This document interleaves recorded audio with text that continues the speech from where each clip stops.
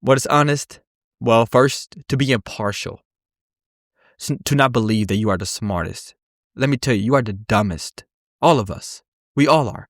Why? Because compared to existence, compared to the universe, the stars, the moon, existence itself, we compare to nothing.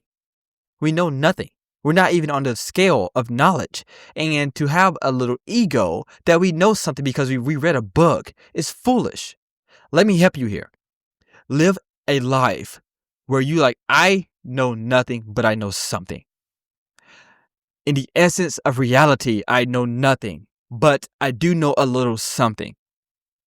We get ego because we are the best in our arena. Well, let me tell you, you are in the wrong arena. Come and get in mine. Why? Because you're not going to be the best. It's not going to happen. And so we have to always understand, have a humility where I am great, but I'm great in my arena. And I'm not great in every arena. And that allows me to have a humility in myself. Be honest. Without honesty, you would not have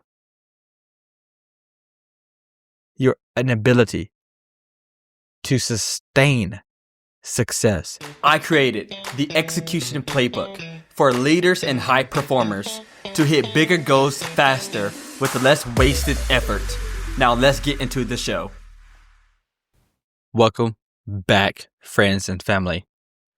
We are continuing our progress on these credos, and I do hope you are growing, you are learning how to execute more, because the entire show is about you learning how to execute as a leader, as a high performer, and sometimes even as a student. Don't neglect the student level of life, the life where we are not the ones in the spotlight, but we are the ones behind the scenes learning, the slow process of learning, the compounding process of learning. And then once you get into the spotlight, everyone will wonder, where did you get your gifts and talents? So do not neglect the season of learning. If you are there, if you are the student, and you're not the exposed high performer, then be okay with learning. Be okay with being in the shadows and being hidden, because in the private times, in the delicate times of your privacy, you will get your most compounded, exponentially growth for yourself. So we are going to start with Credo 36. We are a third through the credos. There are 100 credos, and we are a third through the way. So congratulations to you. If you have been here the entire time, then another clap. Congrat yourself. If you have not, if this is your first one, then I do recommend you going back to the beginning and starting over to learn everything as we have progressed together as a unit of people together. So Credo 36, Kekich says, keep your overhead to a minimum. Rely more on brains, wit, and talent, and less on money. You know, I've heard a quote before from somewhere, and the guy said, either you will love the people and use the money, or love the money and use the people. And it's really cool. I think it was don't remember, but I heard that, and it was very profound quote, an idea that you're not going to have both.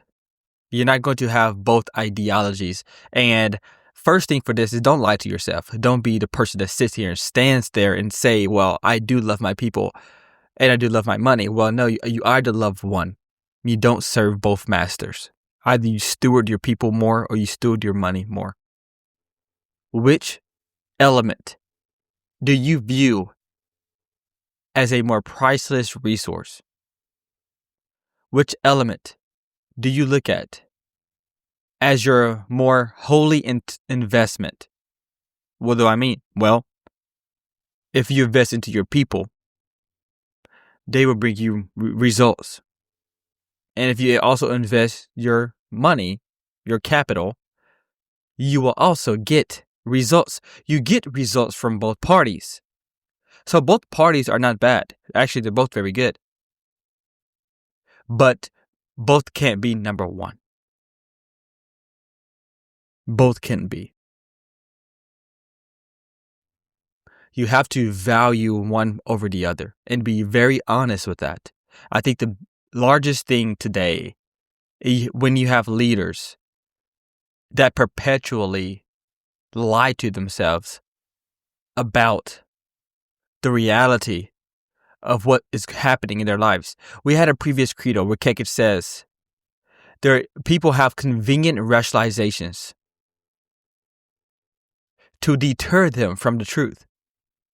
There are things that we believe, and we think we believe them because it's true. No, we believe them because they're convenient rationalizations. They're convenient ways for us to escape our reality. And we are immune to it. We don't even notice and understand that's happening. And what I'm saying for you is, if you view your money over your people, but you say you don't, do not lie to yourself. Don't lie to yourself. Kekich says, rely more on brains, wit, and talent, and less on money. Why? Because both parties have their ups and downs. Money increases, money goes. People increase, people goes. You bet on money, you lose, you win. You bet on people, you lose and win. They have the same elements. But if you're looking for longevity, if you're looking for impact, if you're looking to buy your time back, then you must rely on brains, wit, and talent. Because those are the things that will allow you to not just be successful, but obtain wellness. Wellness is the liberation of all things frustrating, all things depressing, all things disempowering.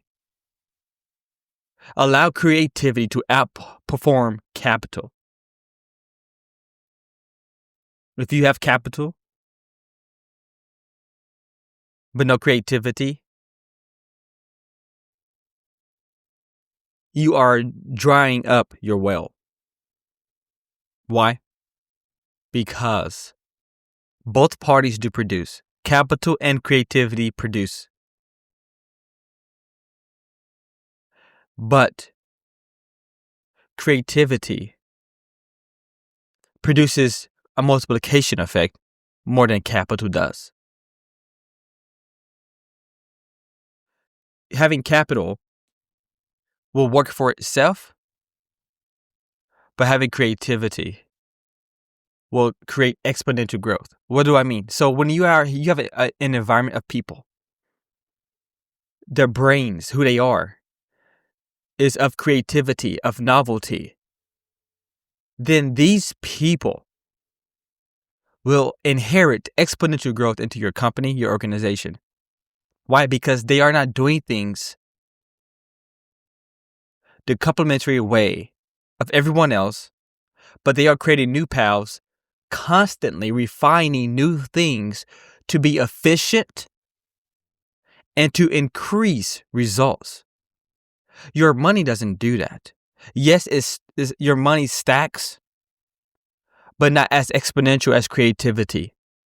And guess what? Since your money doesn't have a brain, since your capital does not have a brain, it cannot be creative in and of itself.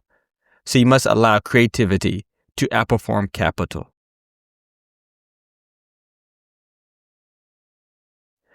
Having a low overhead keeps you agile and dangerous. Why? Because you don't have more of a worry. You don't have the monkey on your back constantly watching you, waiting for you to fail so you can be in a bad position. No, you have room to have creativity. You have room to fail, because honestly, we all know that creativity takes risk and failure. The artist goes over hundreds of canvases to have their world-class painting. And the same is here. But the artist can have a scarcity on their overhead of how many canvases they can go through.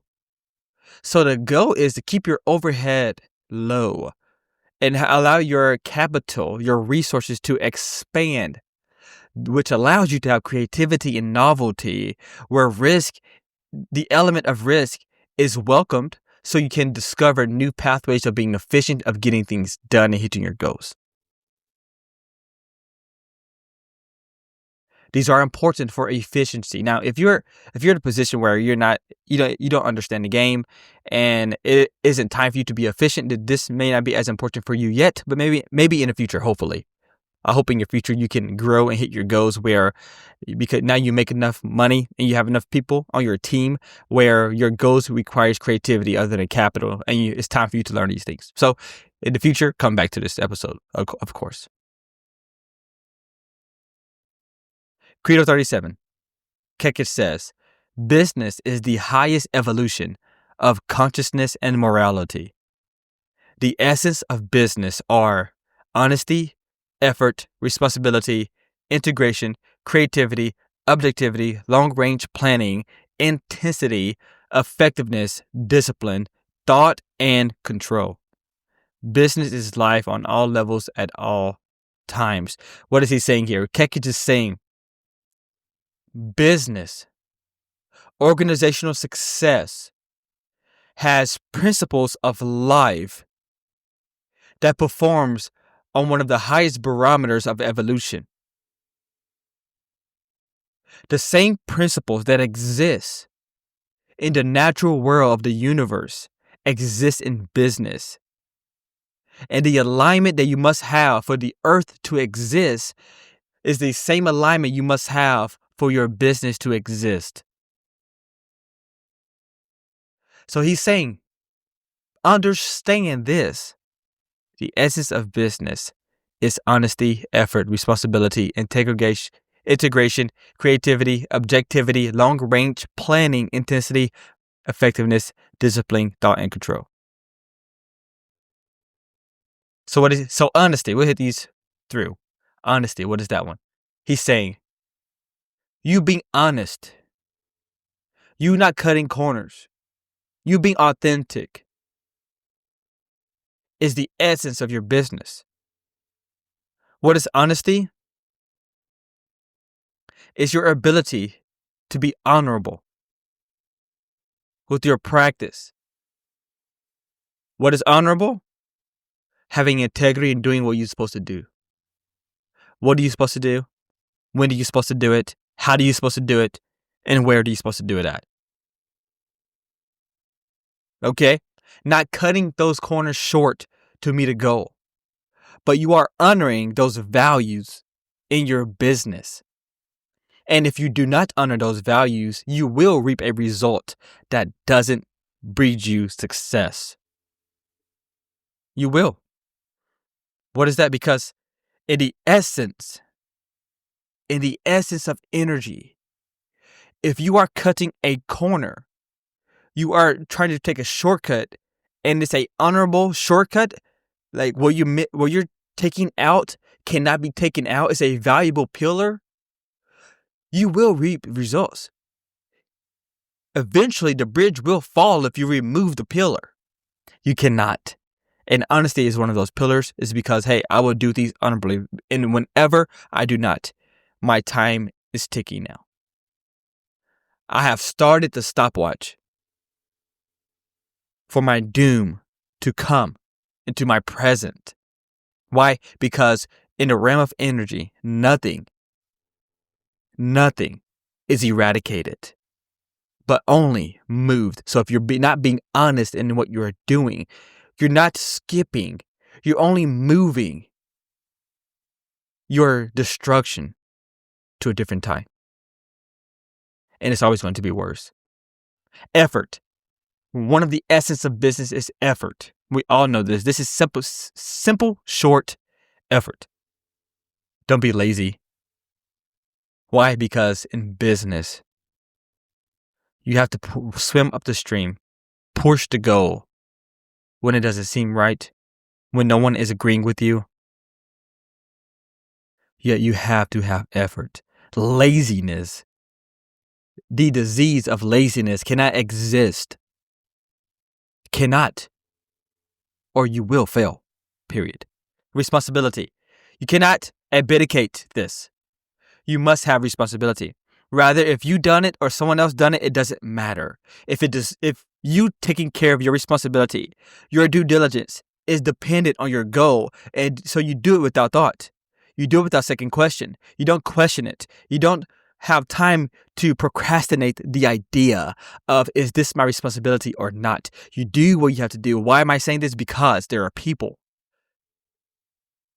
They are stuck in the loop of who's done this to them and who has done this. It doesn't matter.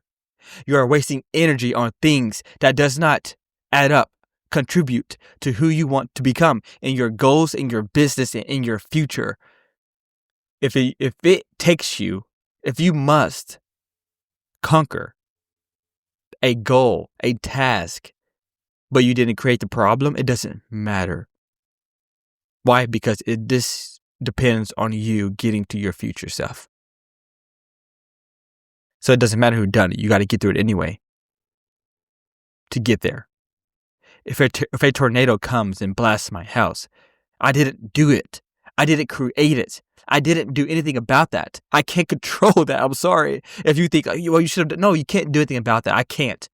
But it is my responsibility to come and take care of the things that are missing, the things that I can find, the things that may be lost. And it's still my responsibility to take care of my family and figure out what am I going to do about it. No, I did not create it. No, I did not make it happen. Why? But I still have to take care of it. And this is universal. Through all factions of life, we must be the same in our emotions, in our spirituality, in our financials, in our business, in our organizations.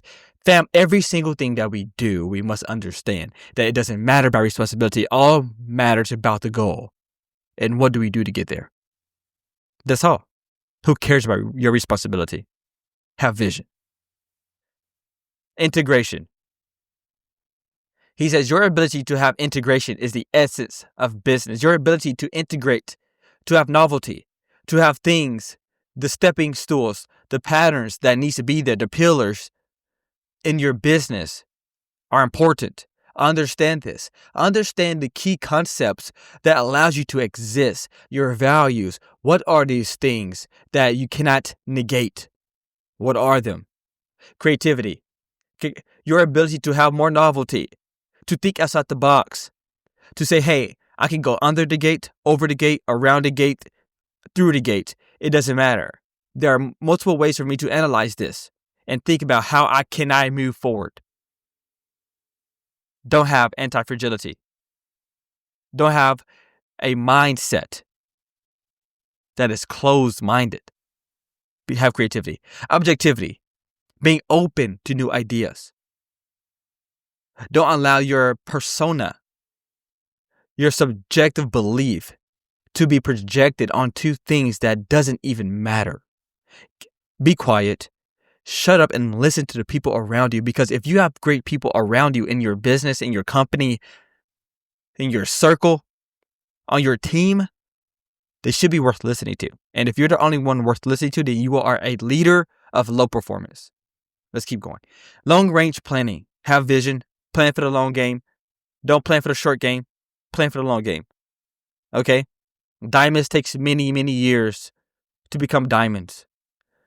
Skyscrapers takes long times to be built and used. Have long range planning. Don't be short term. Short term is an easy way to have a short game. Okay? Intensity. You have to be intense. Why? Because either we're going to be intense or soft. There's no either or. You look at this as a slide that has two angles. A slide on each side. Okay? You're going to go down one. Either it's going to be intense or laziness. Okay? You pick it. Have intensity or have laziness. Effectiveness. Become efficient in what you do. Once you learn what to do, then you start to be efficient in that which you already learned. I'm going to go hard, and I'm going to be efficient in my going hard. And when I become more efficient, I'm going to go hard in my new efficiency. And because now I'm going hard in my new efficiency, I'm compounding at a higher level. Now I'm going hard at this level. I'm going to have to learn how to be efficient at this level, and I'm going to continue to rinse and repeat. Go hard, efficient. Go hard, efficient. Go hard, efficient. Until what I'm doing now is macroly compounding greater than what it was before. Same time, greater results. Okay? Discipline. Doing things that you don't want to do. So whatever. Have your goals, have your track record, have your task, have your vision, have your plans, and say these are the things that must be done. And it doesn't matter what we think about this. Okay? You must live these out because these are the essence of business.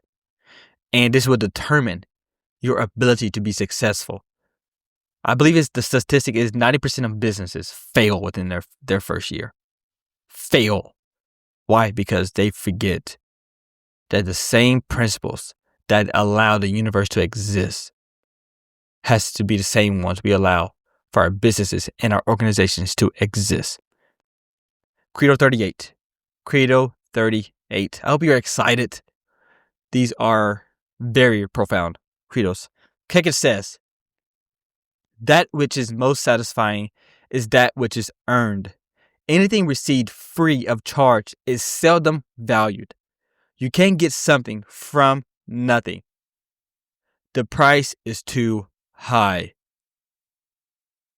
When someone earns their reward, it creates an alignment of appreciation through identity.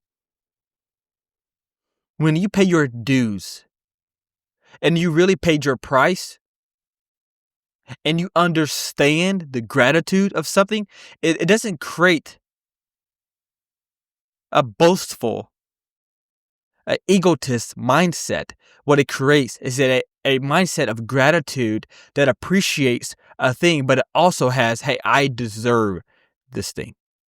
I have paid my dues for this thing. And what we have in the world today, you have people that are entitled to things that they never earned, they never paid for. And let me tell you, you deserve nothing. You deserve nothing. Can I tell you truth here? You don't even deserve to have life on earth. No, none of us do. We don't deserve it. Why? Because we didn't pay a price to live. We were birthed.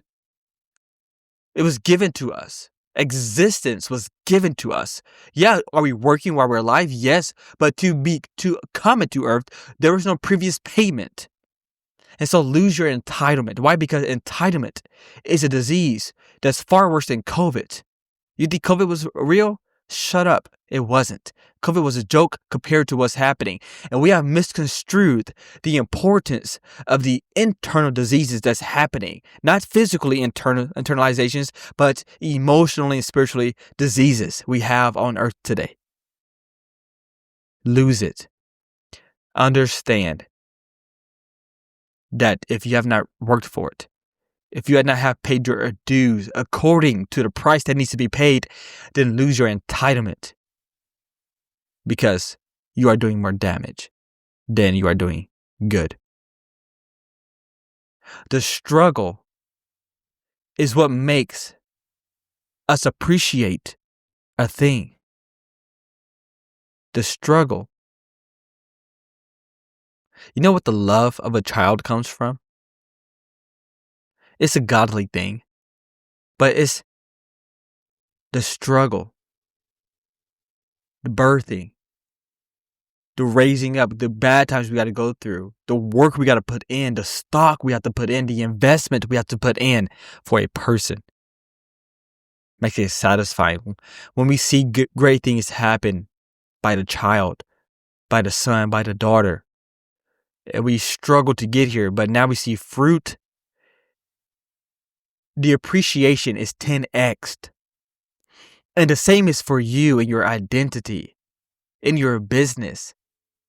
The struggle makes the appreciation greater.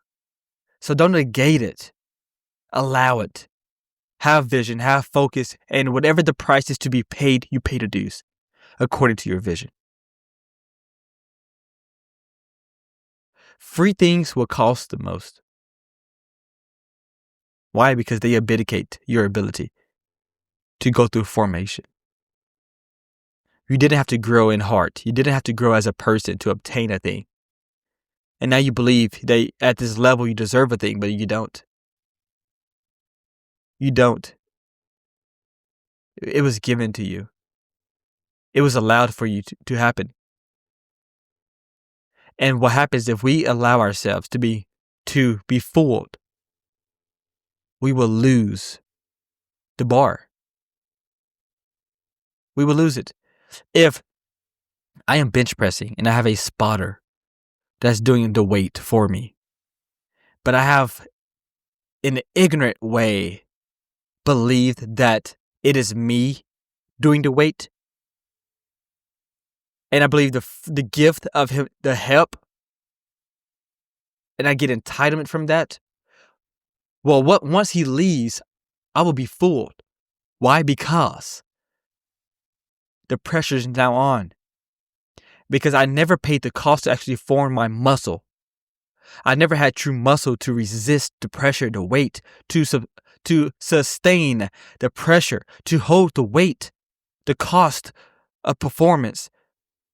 I didn't pay it. I now lose the bar. I get crushed under the weight. Why? Because I never was able to get formed under the pressure of the weight. Credo 39. Kekich says, by adhering to a strong, honest philosophy, you will remain guiltless, blameless, independent, and maintain control over your life. Without a sound philosophy, your life will eventually crumble. Your philosophy, your concrete values, is your foundation of leadership. Why? Because your philosophy is the house you build, you operate in. Okay? Your philosophy is actually the blueprint for your house. Your philosophy is what you draw up.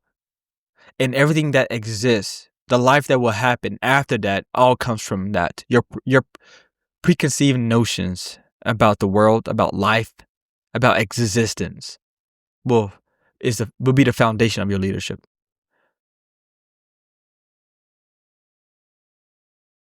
And he said you must have a strong, honest philosophy. What is honest? Well, first, to be impartial. To not believe that you are the smartest. Let me tell you, you are the dumbest. All of us. We all are. Why? Because compared to existence, compared to the universe, the stars, the moon, existence itself, we compare to nothing. We know nothing. We're not even on the scale of knowledge. And to have a little ego that we know something because we read a book is foolish. Let me help you here. Live a life where I know nothing, but I know something. In the essence of reality, I know nothing, but I do know a little something. We get ego because we are the best in our arena. Well, let me tell you, you are in the wrong arena. Come and get in mine. Why? Because you're not going to be the best. It's not going to happen. And so we have to always understand, have a humility where I am great, but I'm great in my arena. And I'm not great in every arena. And that allows me to have a humility in myself. Be honest. Without honesty, you would not have an ability to sustain success. It's not happening. It won't happen. Integrity will keep your internal world clean. Doing what you say you will do. Being honest. Having a solid, strong philosophy of who you are to be will not allow you to become lethargic and neurotic in your practice and your process of being who you're supposed to be. integrity is important, is crucial for your success. Don't lose it. Without principles, your pressure will destroy people. Without principles, without philosophy, without values, constant pressure will destroy. Why? Because principles is like the glass, and pressure is like the water flowing intensely into the glass. But if there's no glass, there is no process, there's no stability, and there is no fruit that exists. Okay, Credo 40. Last Credo. I hope you're awake. Kekit says, no dream is too big. It takes almost the same amount of time and energy to manage tiny projects or business as it does to manage massive ones. And the massive ones carry with them proportional rewards. Big dreams require the same years to execute to get done. Just more vision and courage. We have been allowed by culture, unknowingly, to not have vision. Vision is important. And having vision and dreams and imaginations, that isn't a contribution from our small thinking. We must be able to dream big outside of our ability and our frame of references. Keke says no dream is too big, and it takes the same amount of energy to execute them both, tiny and big. So why are you not dreaming big? What are your dreams now? What would you like to execute? What is the most wildest thing that you believe you can achieve? Wild. There was a credo earlier, I think it was like 25. He says, have lofty, explicit goals and visualize them intensely. I think you remember. If you don't, go back and listen to that episode. Lofty, explicit goals. We dug into this one and visualize them intensely. He's saying, hey, have goals that are so big that everyone thinks you're crazy. Okay? It takes the same amount of time for both. Why? Because if I'm going to get 10% better, then I can do anything. But if I want to get 10 times better, then I only have to do a few things. But think about that. I can 10% better. I can stumble upon something to get better. It can happen quickly. But 10x better, which is far greater, it only requires a few things. So I have to just learn a few things, not many things. And because of that, because of that analogy, the focus, that truth, it takes the same amount of energy. Why? Because it takes the same amount of energy to stumble upon something small than it takes to find out the few things that matters most. Okay? So dream big and don't be afraid. Have courage. Small thinking wastes time and effort. Beating around the bush. Small thinking. Diminutive thought processes of your goals does not execute to progress. You having small thinking wastes the same effort. It's not that if you have big goals, you're wasting. No, it's just you have to have faith. You don't get a dopamine spike as quick as you do with small goals. Why? Because you have to pay a longer price to hit that vision. Small thinking wastes the same effort as big thinking. It's the same thing. It's only proportionally differently from our perspectives. But all energy and effort and results are the same. You will rise to the size of the vision you pursue. There's a book called I forgot the author, but it's The Rise of Superman. And it basically talks about that Superman is Superman because of his external environment, which is very true. Because of the yellow sun, not the red sun. He gets energy. He gets powers from the sun of, in the fictional character, he gets power from the sun. His son, where he grew up on Krypton, he didn't get power from that sun, super abilities. And the same thing is true. Your environment, the goals you set around you, will ignite you or deplete you. You will rise to the size of your vision that you pursue. So whatever vision it is, that is your limiter. It's not saying that the vision is too big. No, it's saying that you will become more of that which you pursue through your vision. So if you have small, finite thinkings, that doesn't project into you goals and it doesn't ignite you to produce, it doesn't force you to produce, it doesn't create a gun to your head, force focus, as Keke said earlier, then you will have wasted effort. Large goals are not wasted efforts. You rising to the size of your vision is the only goal and thought process that matters. And if you want larger goals, don't be afraid, because it's all the same. It just looks different in the weeds as we're acting now. So a challenge for you for this week. Our challenge for the week: stop thinking small.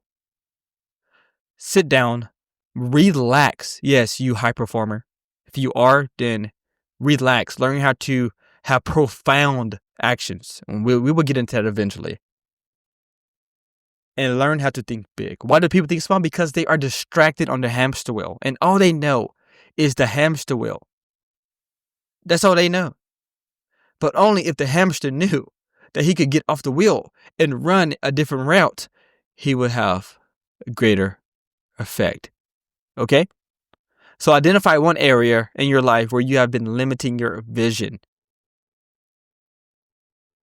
And think about how you can 10x that vision. Because why? Because it takes the same effort. And it's only just a bigger future. That's all I have for you this week. I'll talk to you next one. Deuces.